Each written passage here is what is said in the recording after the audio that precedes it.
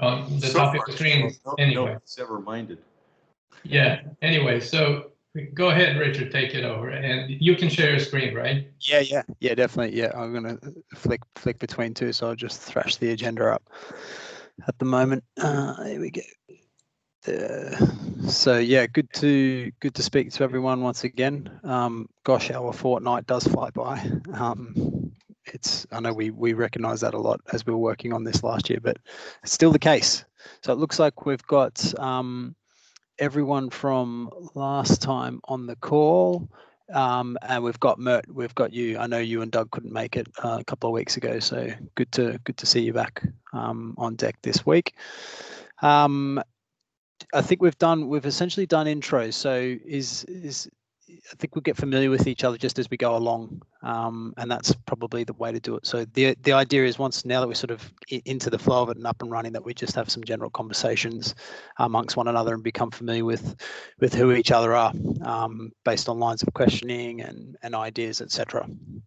So the additions this week look to be Mert and Rebecca Murphy, who's a colleague of Patricia and mine here in London on Team 200 for the Environment Agency. So hello as well, Rebecca. Looking at the agenda, so we're just doing the welcome today. I think I've stolen your slot there, Patricia, sorry. And we're just going to rush through and go into any questions that you all might have, which Cello should be able to help out with if I can't, just relating to the Year 2 work plan, and then jump on into some more specific questions, which we started to explore last week around the specific initiatives you might want to undertake with your utility partners. There were some questions last week, certainly coming out of Toho, who I notice aren't on the call. So let's hope they make use of the recording, or they join in time, around digital amps, because certainly Tim and Mike were referencing how they moved to that place down in Toho a fortnight ago. So Patricia's going to give us a bit of a walkthrough of what a digital amp has looked like that's been developed here for Team 200.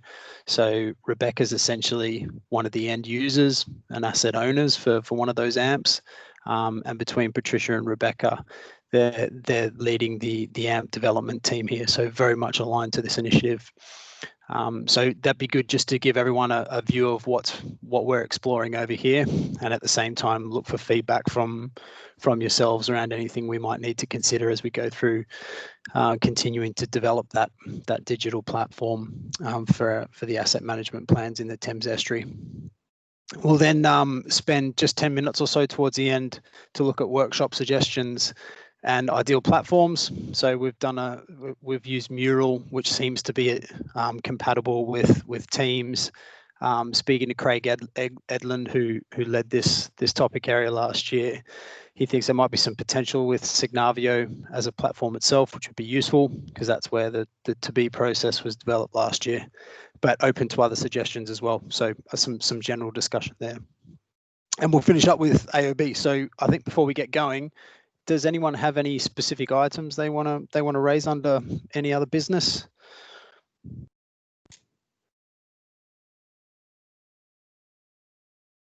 No worries. Okay, so feel free to come off mute whenever you like, ask questions, butt in however it works, that's absolutely fine. We'll go into the first item then, which is just around the Year 2 work plan. So is there any specific questions or general questions that people have just regarding the Year 2 work plan?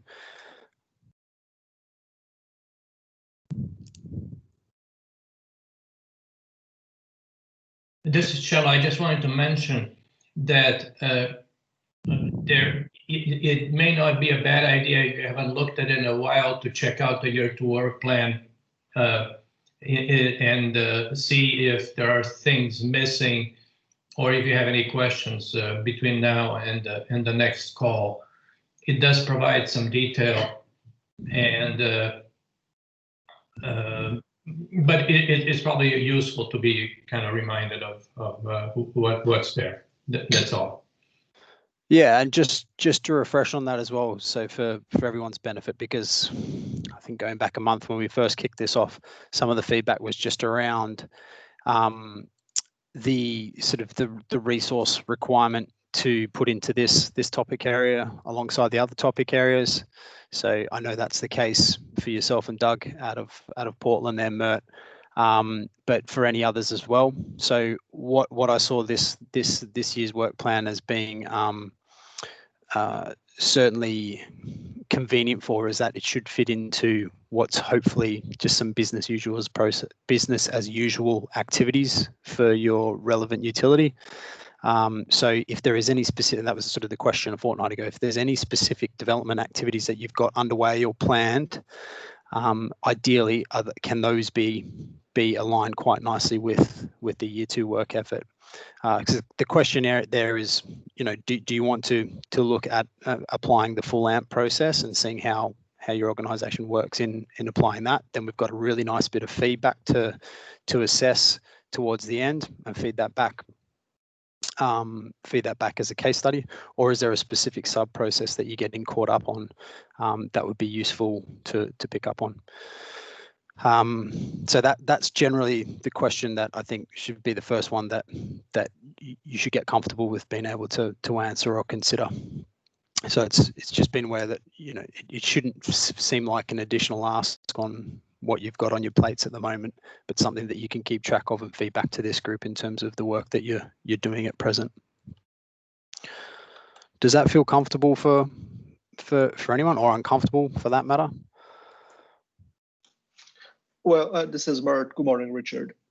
So this actually does help me to some extent, thinking about it in those terms to minimize the extra additional effort, if you will. There's a few things that just comes to mind, but one of them is I think we are now trying to do a couple of things. Establish a better link between the budget decision-making steps and the needs identified in the asset management plans.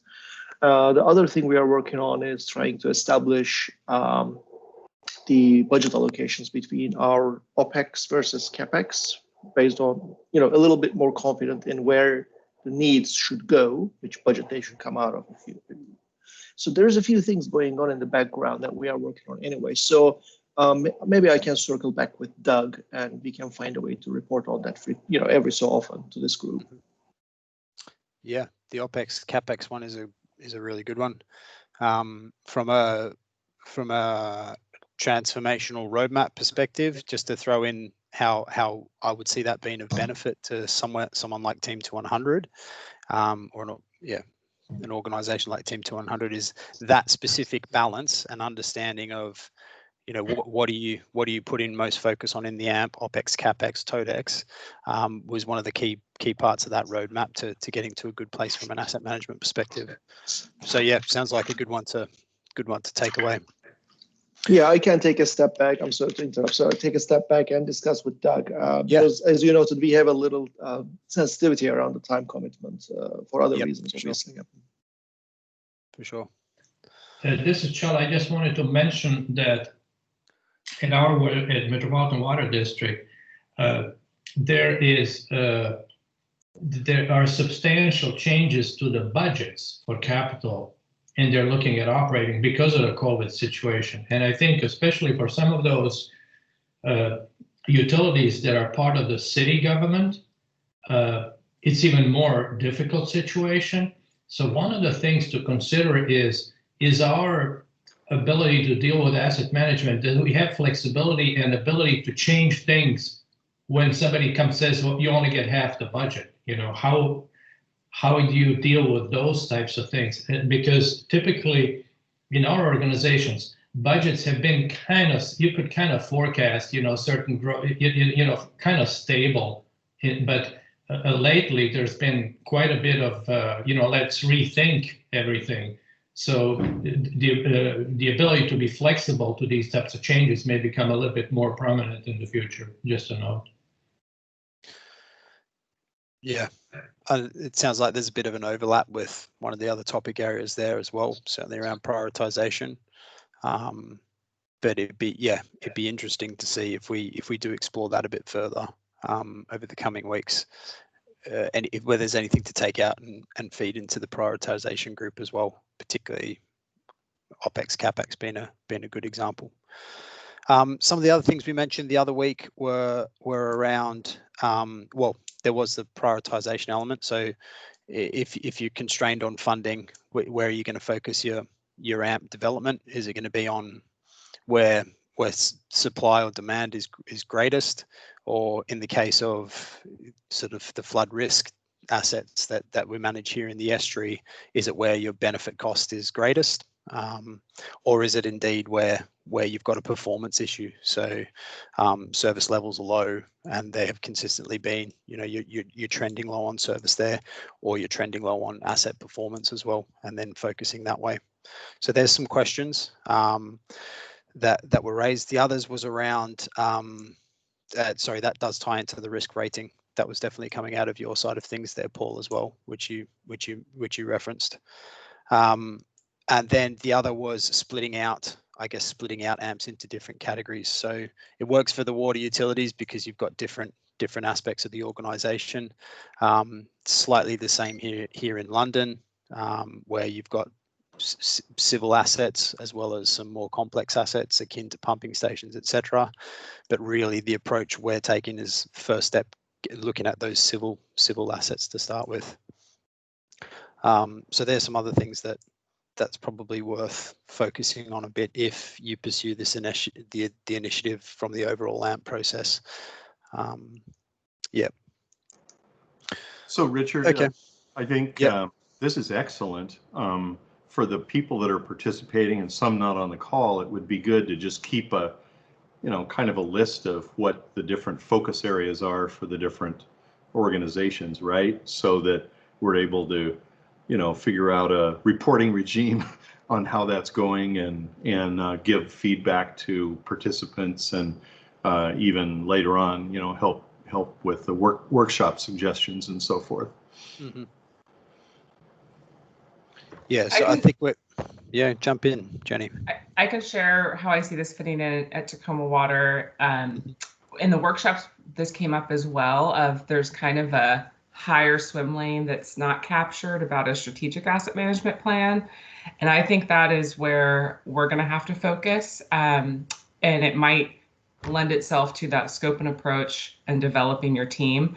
Our governance strategy with a reorg that we've gone through, and addressing, I think, what we're talking about of our AMPs have been around for 4, 5, 6, 7 years, and they're kind of a static document that's more historical. It's our asset registry and how we've developed a risk framework, but it isn't a great way to glean these are the capital or operational projects that we need to do within the next biennium for the next budget cycle. And so we're trying to find a way to, instead of having to read a 60-page document, understand how does this AMP report work with a SAMP that's more strategic about what's our vision for, like you said, our vertical assets or linear assets, or what that looks like. So that is where I hope that we're able to focus on is what is our governance strategy? How does that relate to, we don't have a strategic level, a SAMP that's there, and that is going to inform it, which I think could be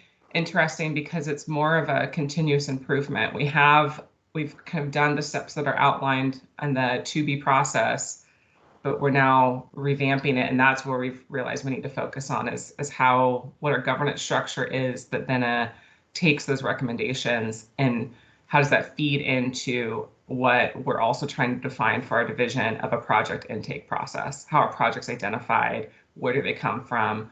How are they rigorously put through is this really a needed project, or is this just, we just had another emergency project that came out of the forest fires.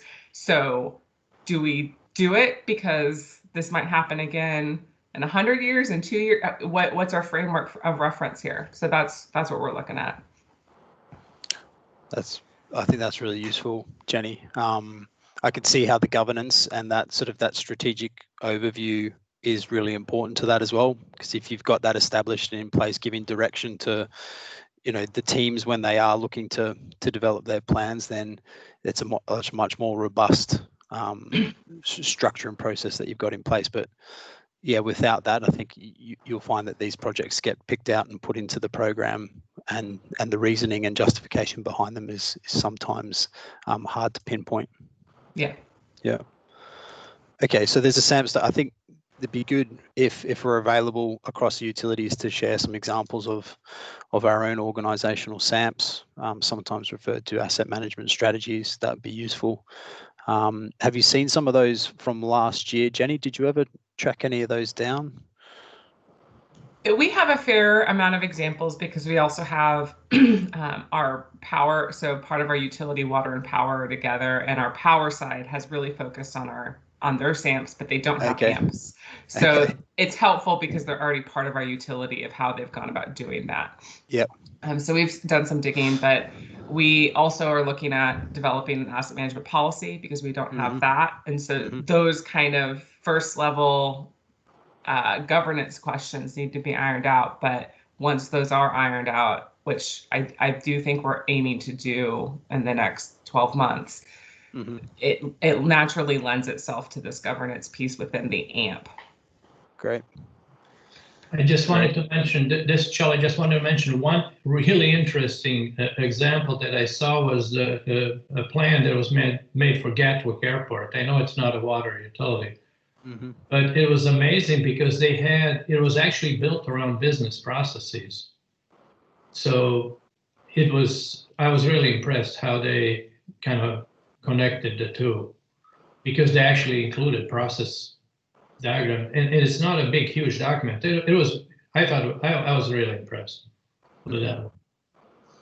Yeah, Richard, it seems to me, and in Australia, versions are relatively short in terms of the SAMP that Jenny is talking about. But if you would, basically, if we had coming out of this year, an example of a SAMP, we had individual ones, AMPs, including the digital one, which would be an advancement, for the industry as well. Plus the tie-in of how do you relate this as one of the challenges to the budget and, OPEX, CAPEX, and TOTEX. That would be a major accomplishment if we were able to get through, those kind of examples in applying, what the work that's already been done and tailoring it to the individual organizations. That would be fantastic. Yeah, I'll note that one down, just sort of almost like a standard suite of expectations when it comes to documentation, as something just to build up as we go through this year's work. Cool. Okay. Anything from anyone else? I see Chris has joined as well. Hi, Chris, as well as Ego. So yeah, thanks for joining, both of you. Yeah. Can you hear me? Yeah, yes. Yeah, fine. Okay, yeah.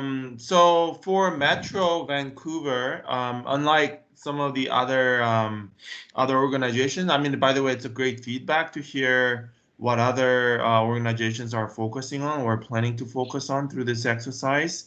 So for us, it's we don't have that first suite of asset management plan in place, like Jenny and Tim 2100 and I know Portland had the suite of AMPs to do some benchmarking or have that baseline to compare whether that's a meaningful document or not. But so we're in a process of developing the first suite of documentations, and it will be very interesting how others have gone through that sort of the first go at it. And I mean, it was very interesting to see that digital asset management plan concept, and whether that will sort of sway our initiative to develop these very conventional paper-based documents versus what would this digital, and I'm thinking this is more of a dynamic asset management plan in terms of having the information being updated in real time. So that's one thing. And also our capital plan has been, I would say, more mature compared to the development of AMPs, which is kind of backwards.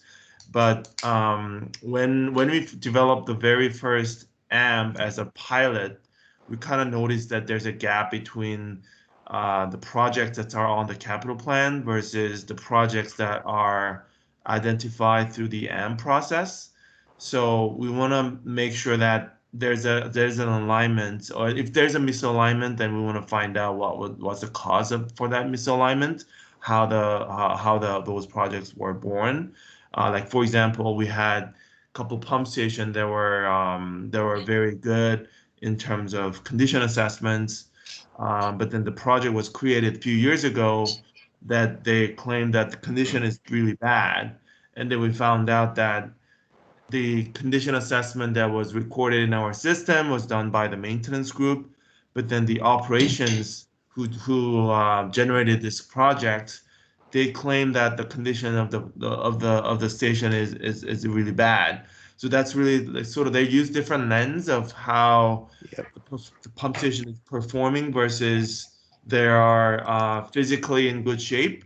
That's what the maintenance groups are assessing, are based on in terms of in terms of their assessment. So so stuff like that. So it will be very interesting to see how these AMP documents will verify and validate the projects that are on the plan, so that we kind of have more evidence based and more justification and clarification of why we need these projects on the capital side.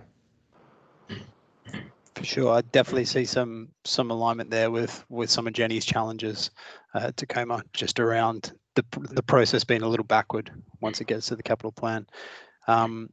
Against our vertical assets, as we would refer to them here in London, it's the same process. So really looking to push that. The AMP has been the driving initiating plan for that forward plan of activities, with really strong, robust evidence and database, with some subjective elements as well around condition assessment, backing up why the different components and parts of the structures are entering the plan.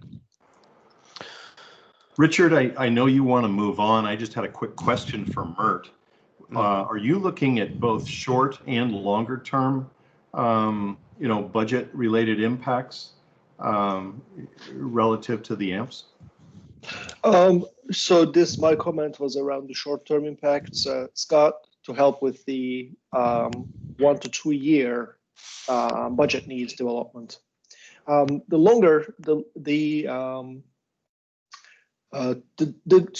Scott, I had 2 comments. So one of them was the CapEx versus OpEx designation. So that is kind of longer term. So if you're looking at a 10 to 20, 30 year outlook, that actually is for that future outlook. But linking the outputs of the asset management plans to our annual budget development discussion, that is a shorter 1 to 2 year look at what specifically will be done, how much it will cost, which budget, which fund it will be, out of, etc. Sure. Mm-hmm.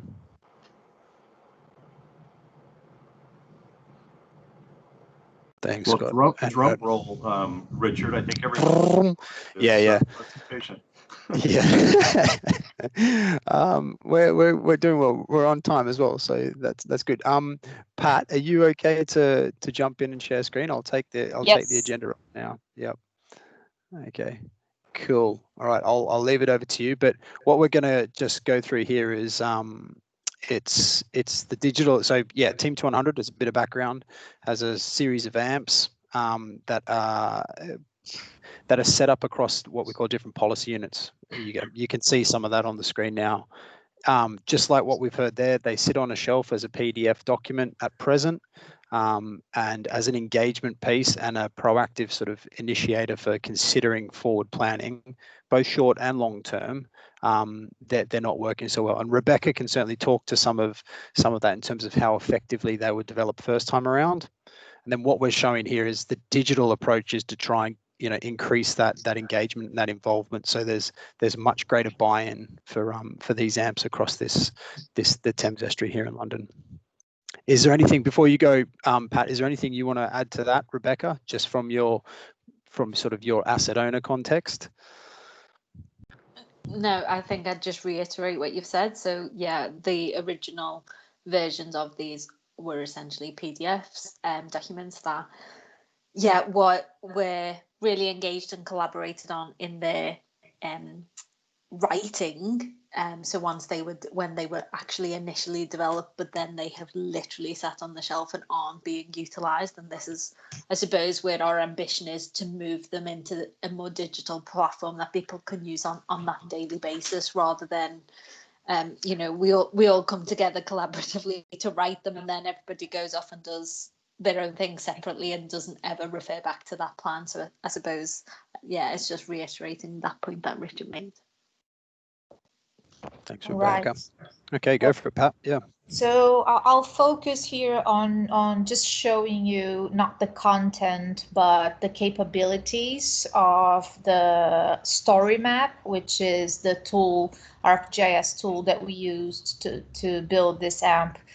Just before I go, just notice that this is just a CapEx AMP, and it is definitely not the final version of it. It is our first iteration, and we're going to go through a second iteration of it now, which is likely to be finished in March next year, because we understand that there are a couple of things that we need to see that aren't there yet, but that's just because we haven't gone through the whole process. We basically just digitized the AMP that we had and added a couple more intelligence that we were able to gather through a pilot project that we did.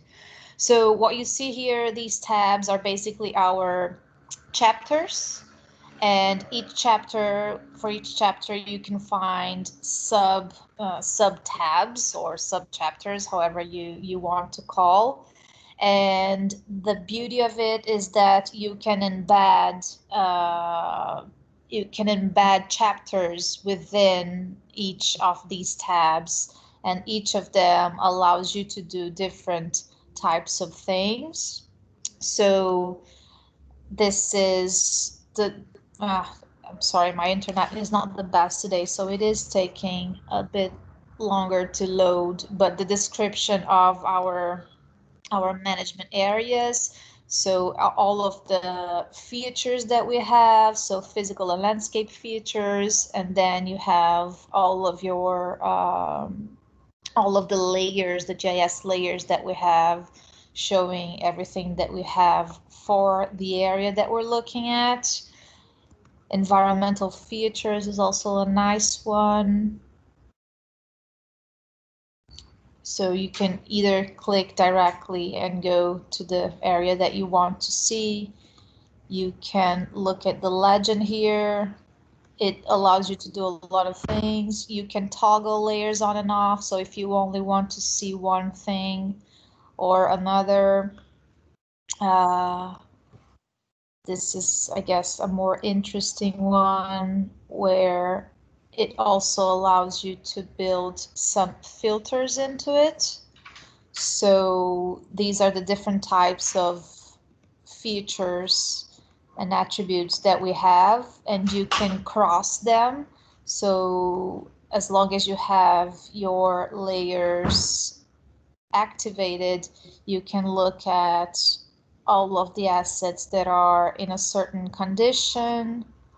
So let me look only at my assets that are at condition 5, 4, 3, 2, 1, which are our bands. And then you can also look at all of the assets that are of a certain type, that are at a specific condition, and then it will filter for you.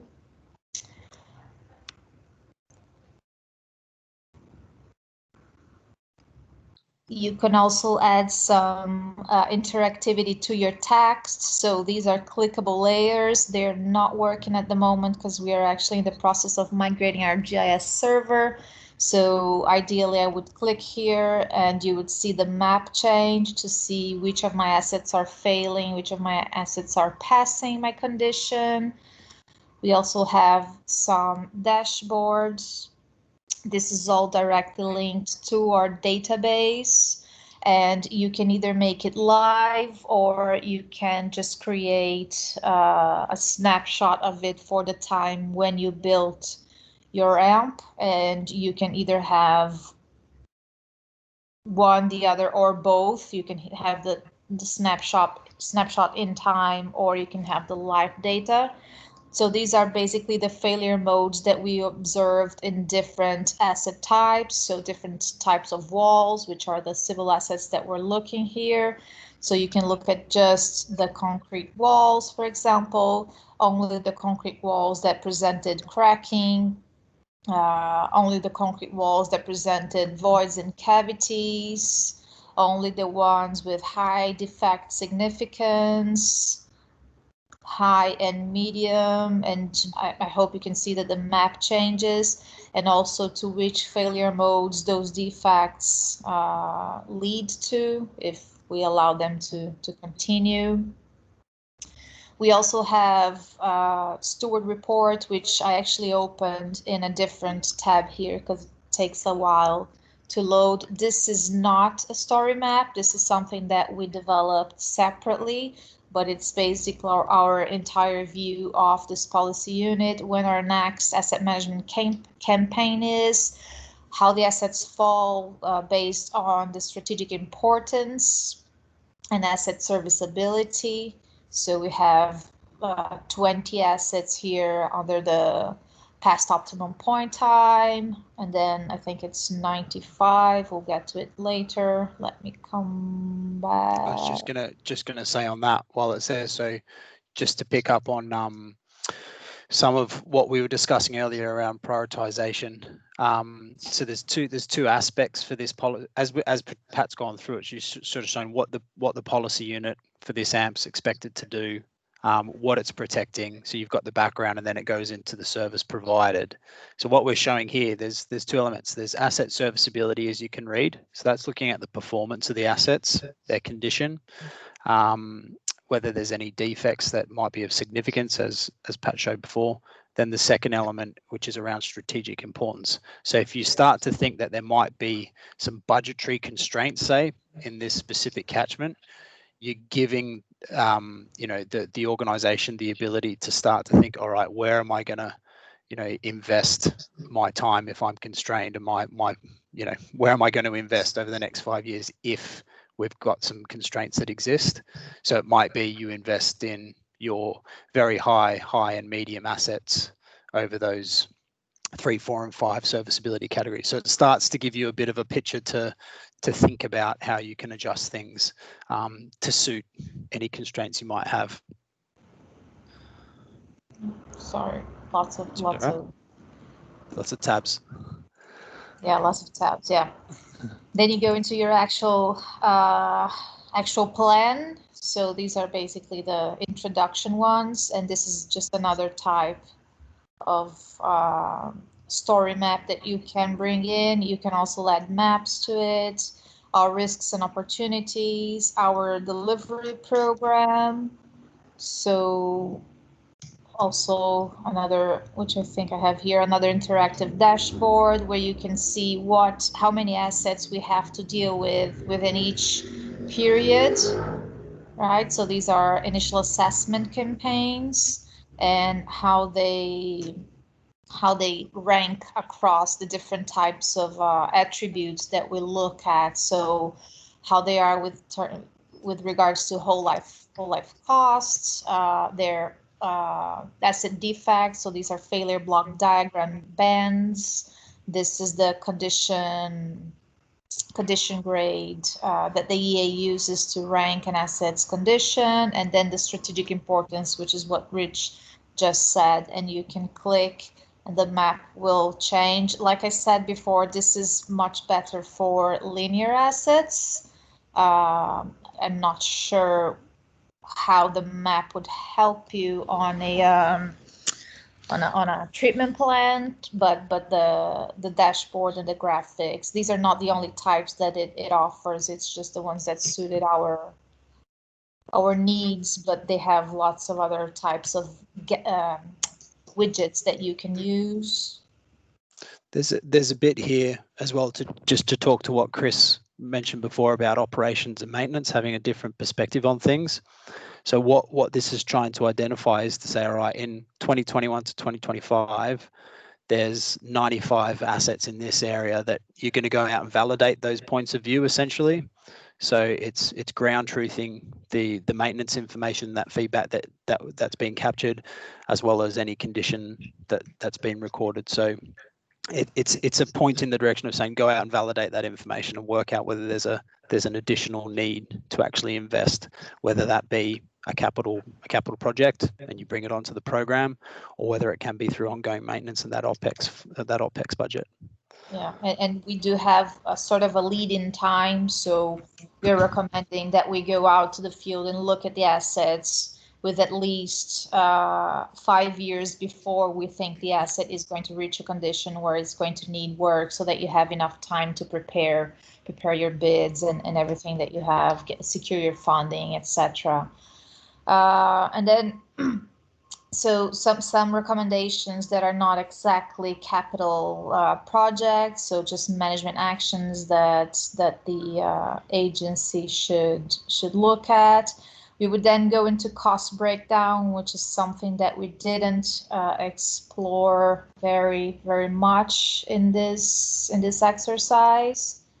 But basically, this is the baseline cost that we have from our T2100 plan until 2052, then how much we have spent to date.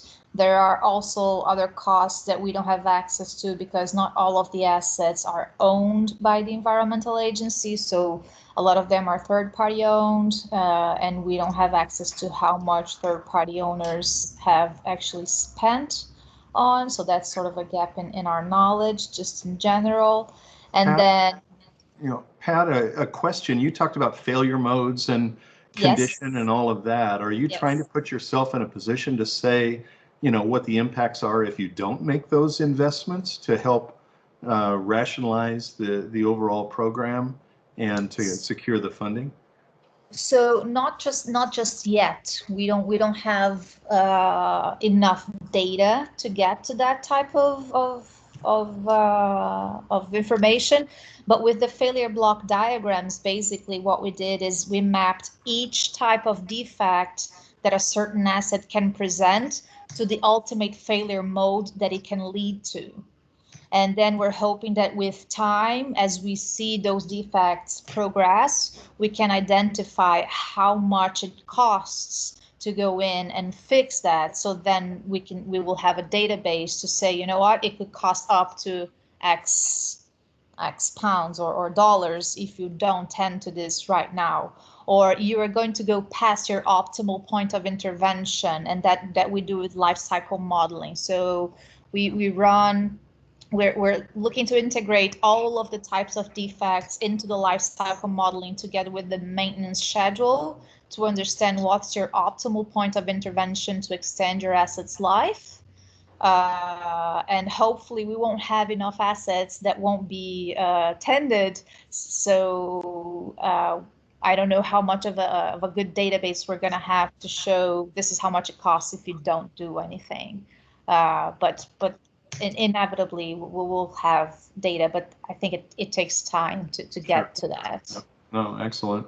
Yeah. Maybe with benchmarking information, I don't know. And risk information, because you're dealing with likelihood and consequence of failure, and it would seem like you'd be able to do some sort of There's something that we're not there yet. Hopefully we'll get there. The risk element is what you heard referenced as strategic importance.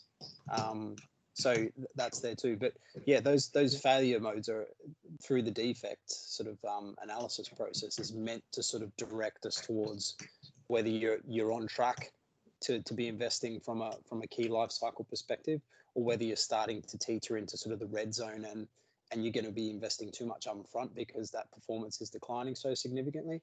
So it's supposed to sort of be a prompt to say, all right, there's something to address here to keep you on track with what your expected investment profile is. Yeah. So these are the packages that had already been approved by the time we did this. We did not get approval to do the other packages that we identified because there was a misalignment with the with regards to the time that we did the AMP and the approval of the annual budget. So that is being discussed now as changes to the program. I don't know if you know, but we're a delivery partner to the environmental agency. So there's a lot of just change management and everything else. Not to be too specific, Pat, but the Oracle code I saw on the table at the end, is that some sort of the capital project management system or financials system or something? Yes. Okay. Yeah. So yeah, exactly. And so this, as you can see, this is an image right now, but we're hoping that we still have to link those databases. And then in the future, we'll bring this also as live data. Like I said, this is a first iteration. And then this is something very specific to our system. It's the partnership funding score, which is how able we are to secure funding to get those projects. Just very specific. And then stakeholders linked to the stakeholder management plan, which is right now general for the Thames Estuary, but we are developing specific ones for the management units, which are the policy units that we look at, and then just our links to supporting documents and everything that is of use. So yeah, that's the digital AMP. That's how it's looking like right now. Thanks, Pat. It's always really useful for me to see these overviews as well. I don't see them enough. Rebecca, is there anything you want to add there? Just thinking around maybe asset ownership and some of the subtleties that we work with across the estuary in terms of ownership of assets and what this could also be used for from a wider stakeholder piece. Yeah, so I suppose that's the complexity of the situation that we're in in our organisation, is that we rely on third party owned and maintained assets to provide flood risk management or flood defence to geographic areas, and we essentially have powers to intervene. But we obviously don't like to do that where we don't need to, because we try and limit the strain on the public purse. And I suppose the importance of our AMPs is it gives us a really great engagement tool to show those third parties the importance and the of their assets, their individual assets, within that system of defences, but also allows us to support them in that prediction of when they may need to intervene, so that they achieve an optimal intervention, reducing the expenditure on their part, as well as allowing us to form partnership projects if that is what both sort of parties feel is appropriate in the situation. And I think at the moment we are constantly on a sort of a back foot and chasing it, and we're pushing for the third party to intervene once that asset is already in a poor state of repair, and it obviously it costs them a lot more. We're having to manage the residual risk posed by that failure or the potential failure of that asset. So it gives us that opportunity to have that much earlier conversation with the stakeholders, and it's really evidence-based. I think that's the key for a lot of the stakeholders. They want to see the evidence behind it. They're not always technical, they're not engineers, they're not asset managers. These are either residential properties or businesses in central London who are doing finance or other things. So they want to see the evidence for why we're going to them, and this is a really great tool for that.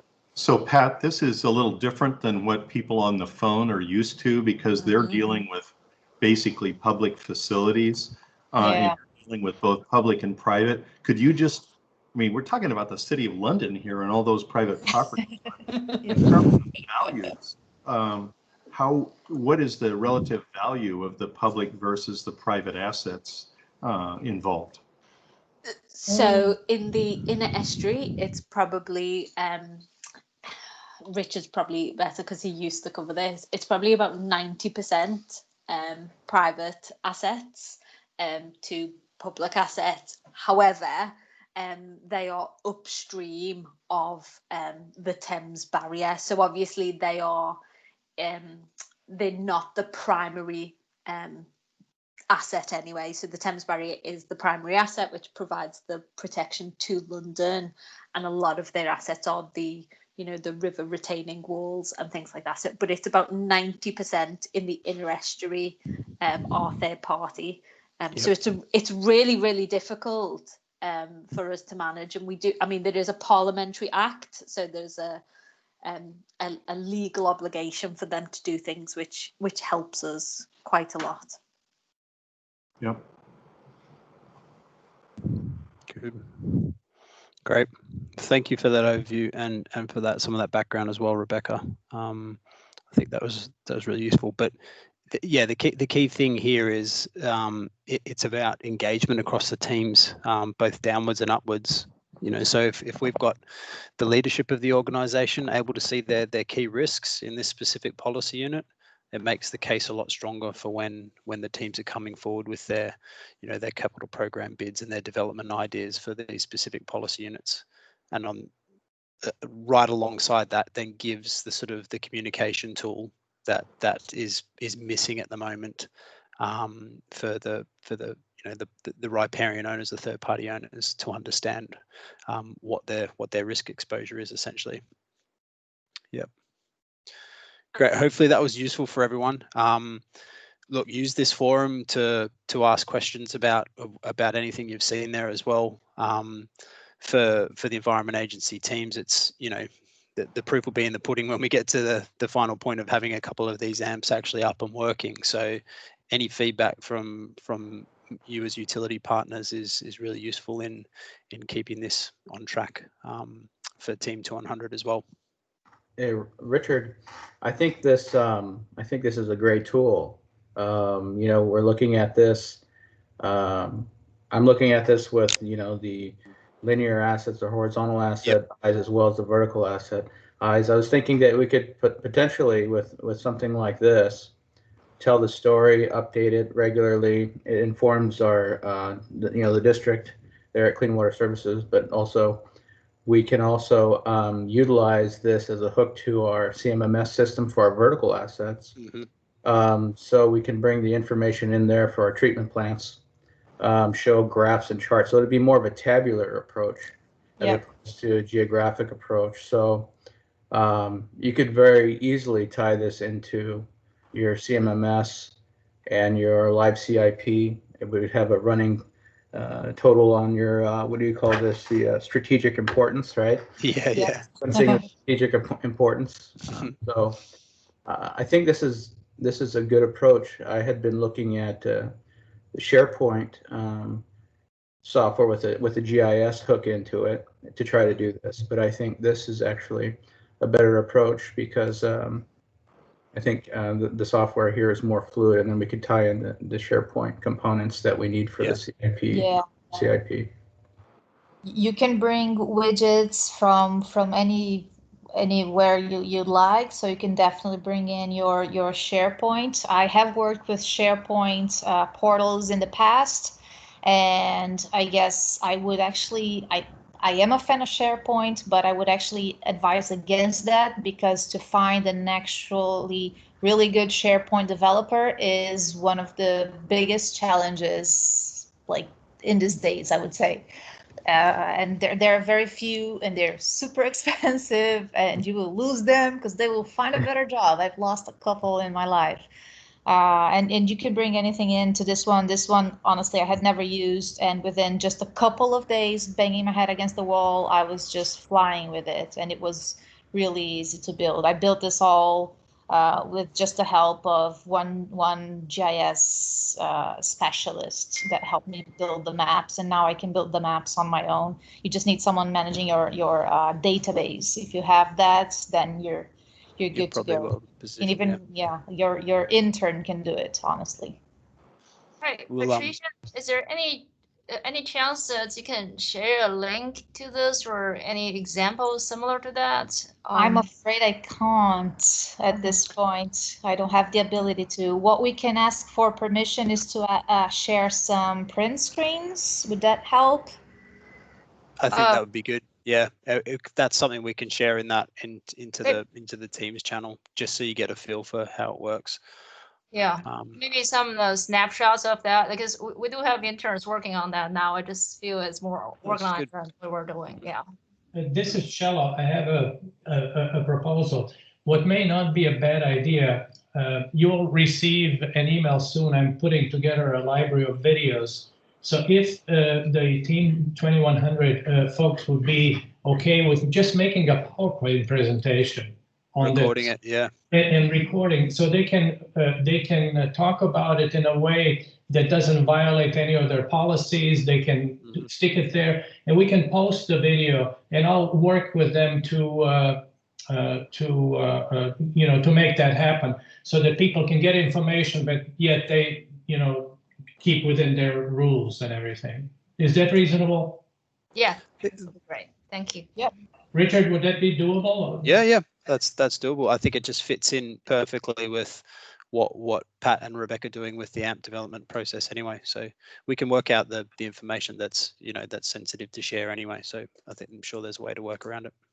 And the other thing I was going to mention is I don't know about others, I have a really hard stop in about 6 minutes. Yep. So just wanted to say that. Thank you. That is keeping us on track, Cello. Cool. All right, we'll pause the walkthrough there. But yeah, take away that idea to possibly just record it and definitely share some screenshots. I know last week Mike and Tim were talking about some people that they had helping them work on their amps as well. So I'm sure it'd be useful information for them to hear. Cool. So next on the agenda, we just had workshop suggestions and platform. So the two items that I suggested in the agenda as food for thought were around the sub-process definitions. Okay, so taking the to-be model that we've got and thrashing out some thought around some of those sub-processes, particularly when you referenced, for example, Paul, the other week around the risk assessment and criticality assessments. So there's definitely some areas to focus on. Or do we resurrect the metrics conversation and talk about how we can bring some metrics into the discussion for this topic area as well? So some general questions there, some thoughts. I would say, people, please throw it out there. I'm going to quickly just share screen and show you what's called Mural, in the hope that this could be something to work, because it is, once we've all got access to it, it's very straightforward. You can get in there and move around quite freely. So the idea would be, we can add in some sticky notes to work around Signavio. If that's just an image there to build upon some of these risk and criticality rankings down here. So it's a bit hard to see at the moment because I'm zooming in and out, but what you've got here is essentially the Signavio process. So it allows us to do a bit of a deep dive within Signavio if it's an image, but actually focus on some of these key areas. Likewise, if say we took a screenshot of one of those dashboards from the digital AMP, or you provided some examples from your own asset management plans that showed some of the metrics or the performance information that's built in, we can have a play around on those to just work out what types of information we'd want to support the different aspects of it. So we talked a bit around criticality and assessing risk. That was your question there. Scott. We could easily jump in and explore that strategic importance aspect and work out for the different partners what types of considerations we need to make there. Richard, we'd have multiple workshop opportunities, But I would think that something like this video presentation we're talking about here, talking about how you basically integrate, and it could be worked out in the process flow as well, how you tie it to the budget and to longer term plans, how you tie it to the, the strategies and so forth, as segments of this. As a bit of mapping, yeah. Yeah, but I think that just personal opinion is that this was a wonderful, wonderful presentation we just saw, and does advance the, the science of asset management plan development. And I would think that the broader audience, even outside this this team, would be very interested in seeing it. I have every intention to share this with other leads on the other initiatives, so they can get a little bit of a kick in the pants and see, oh, this is what we got to keep up with. Right. It was really excellent. Do it. Really Definitely do it, Cello. Yeah. Make sure all of our names. That was wonderful. Thank you, Pat, so much for that. That was really inspirational. That's good. That's good to hear.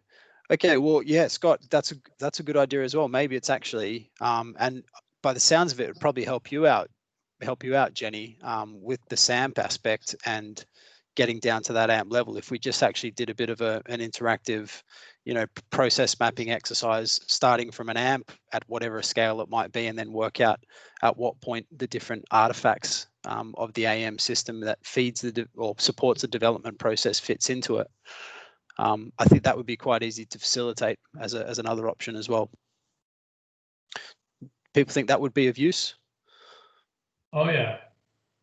This was really a great meeting, Richard, and all your colleagues. Kudos to all of you. You've done a marvelous thing. Good. Cool. Well, we are very much out of time. Just before I close, is there anything, any questions that people want us to take away just to consider over the next fortnight? Cool. Okay, I've made a note here just to come back with a bit of a tracking list of what we're discussing and some of the key themes that are at the forefront of our minds across our different organisations. So I'll look to share that on the Teams channel. And in the meantime, I think the aim is to come next time in a fortnight with probably a decent proposal for the first workshop in October, because we'll be in October by then. Yeah. Okay, everybody. Thank you very much. Okay. Bye. Thanks, Thanks, everyone. Thanks, everyone. Thank you.